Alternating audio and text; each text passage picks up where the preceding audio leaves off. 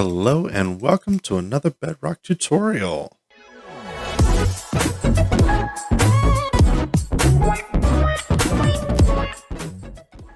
Well, I wanted to show you 5 redstone contraptions that I simply cannot live without. I love these. I use them all the time. And this is in Bedrock. So I wanted to show you how to build these in Bedrock, how to use them in Bedrock. And most of these can also be used in Java as well with some minor modifications. I'll show you this first one. This is an Ethos Hopper Clock. It's a very simple design. This repeater and this lamp here are simply to demonstrate the output. But you can have an output here, output there, output off the other side. A couple different ways you can do that. This is the same hopper clock that I used on the mob farm video. So I'll show you how to build it, how it works. We'll need 1 redstone block, 2 sticky pistons, 6 smooth stone, 2 comparators, 2 redstone dust, and a stack of something to put in it. I have these in here to demonstrate there's multiple different ways you can get an output from this.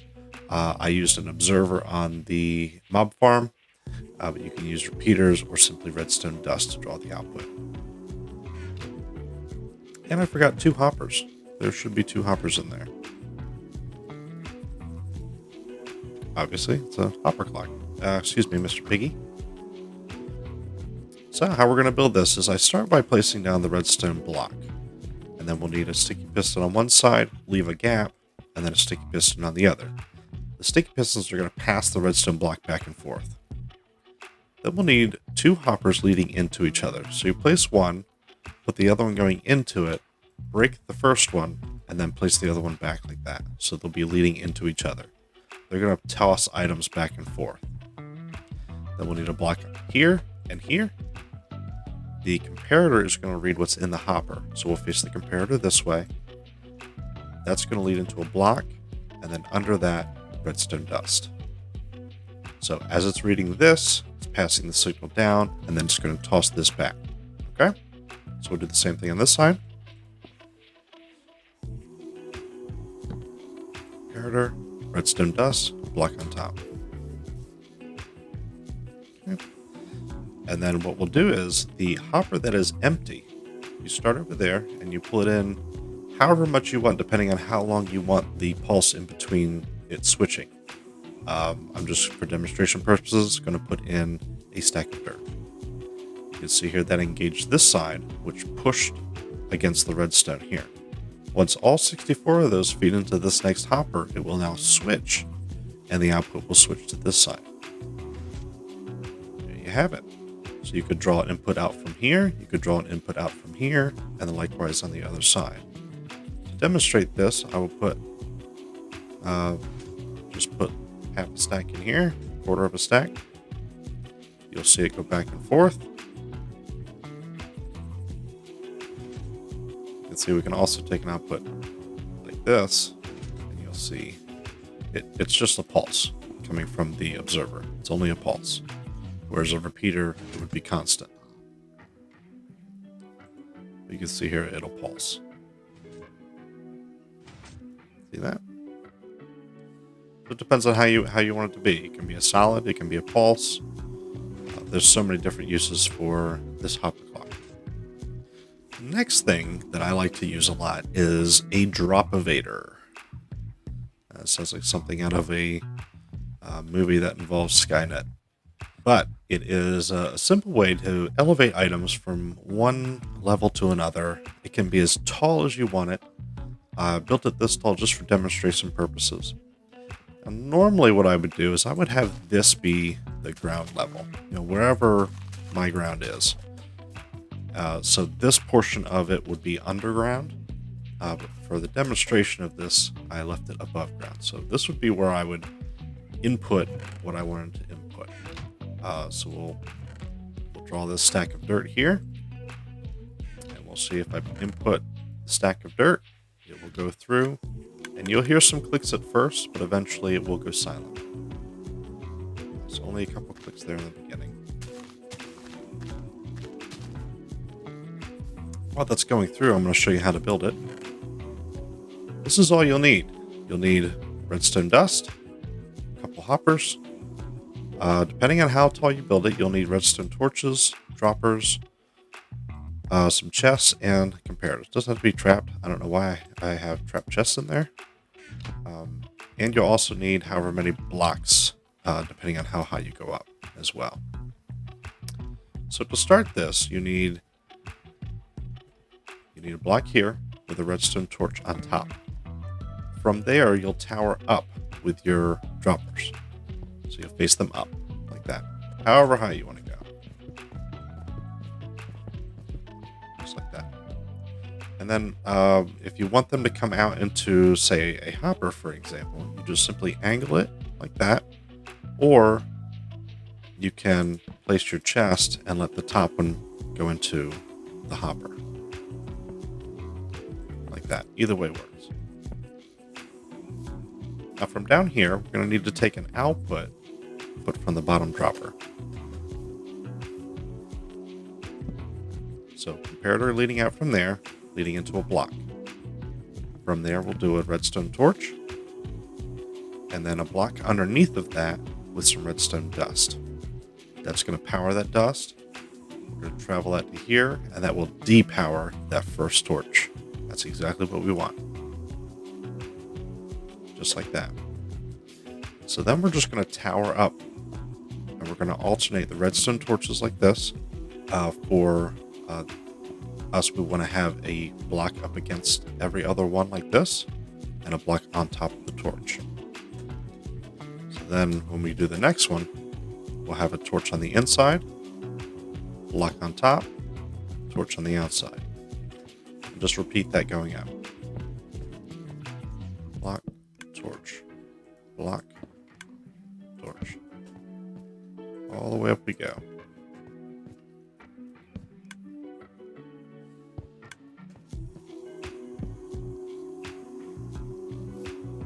So you'll need your hopper leading into it, and whatever input you've got going into it. So a chest. The only flaw with this is this second dropper. I don't know why, but every time always leaves one piece in it. So I think it has to do with how they power each other. This first one is only powered by this torch, whereas everything else going up is powered by a torch and a block. So right here, this gap here causes this dropper to not fire the very last time. So for some reason, it's stuck.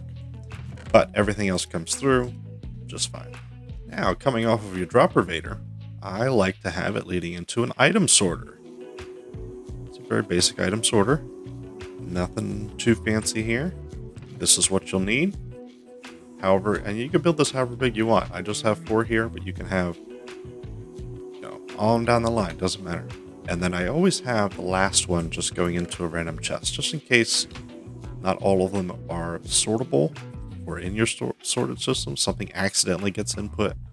That way it's got somewhere to go. It doesn't kink up your system.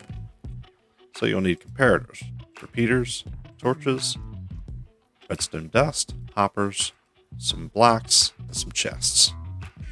Very simple, very simple. So I'm just going to lead them into the other side of these chests for the demonstration. But above the top row, whatever top row you've got, you can have these as high as you want. But above, let's say this is the top row of chests. We need an extra set of hoppers leading into absolutely nothing. Points away. It doesn't point down. And that's going to be our sorter. These are our sorting rows right here. Okay? So, we need a little bit of a gap right here, and that's where our torches are going to be. Again, I'm going to leave one as our catch-all. It's a bonus one. So, underneath our sorters, that's where we got to take our comparators, and we got to get the information out of the sorters, like that. Underneath the comparators is where we're putting the torches, the redstone torches. Behind the redstone torches, put the repeaters pointing into that block. Just like that. Then we need to cover the repeaters with blocks, just like that.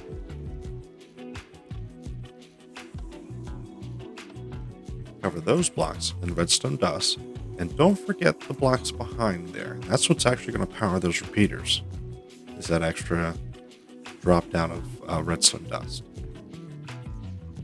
So now to set up the filters, it's very simple. You'll need 41 of whatever item you want to sort, plus 4 of any other item. I'm going to use dirt. Same thing in all of these right here. 10, this is our redstone blocks here, and we want to sort all of our redstone items, and some glowstone, I guess. Just like that. So we'll come in here, we'll put this glowstone in, and we'll block all the extra stuff here with a single item. Block of redstone, we'll just do that all the way down. Observers, and redstone dust. Just like that. Okay. Now for our final line, we need to do a line of hoppers. That's going to carry all the items across. Extra one for good measure. That is our input chest. You can see it in action. So we put redstone blocks, we put glowstone, we put observers, we put redstone dust, and let's say I accidentally click the redstone torches. Let's see what happens when all that goes through. You can see these kicking on, and the torches, you can see as the torches turn off, that's allowing the items through that hopper line. So they're slowly trickling in. Should be about 21 of each. Guess I put a little extra redstone dust in, but that's all right. You can see it's getting sorted. None of those items are coming through to our extra chest yet, but remember I put glowstone or the redstone torches in here. So those should be coming through any minute. Now, if I wouldn't have put that there, they would all get stuck right here. And they wouldn't go any further. So eventually it would hose it up, nothing would come through. So that is important. But yes, you can have your drop evaders take everything up and then funnel them down into your item sorters. And then everything will be nice and organized. Let's say you also, when mining, and you don't want to sit and go through every single furnace and plug it all in. No, that's no fun. What you want is, you want a system where you can put in coal and ores and just let it go to town, and you don't have to worry about checking on it. That's what this is. This is a super smelter. It can be built way bigger than this. This is probably the smallest super smelter that you can do. I mean, you can do one with a single furnace, in single chests. All you gotta do is do that. I like double chests. You could have these hoppers on the side with a single chest here if you wanted to individually feed them. Otherwise, you feed them just like that. They'll distribute all the coal, and you put your whatever you want to smelt up here. That'll pull it down, and it'll start cooking it. All the results will be down here, so you can just dump it all in and walk away. Let it do the work. Very simple to build. A double chest, 2 hoppers with a furnace on each, 2 hoppers out the back, 2 hoppers out the top. And then this will be our coal chest, and this will be our ore chest. Super easy. Plug in all your fuel back here, your coal, and put anything you want to smelt here. Again, you could build it like this too. You could build it where your coal's on the side. Totally fine too. You could also have where running through these is like this, and you've got multiple furnaces like that. You've got a line of hoppers underneath, line of hoppers out the back, and then maybe you've got a rail system on top of here, and the rails are bringing your minecart full of coal through here, and you've got a minecart running on top of here with all of your ores. That's a super smelter. Super duper smelter. But this is pretty basic, easy to set up, easy to use. If you decided you want to go with this option here, you want to learn how to do a minecart unloader, hopper minecart unloader. It's pretty simple.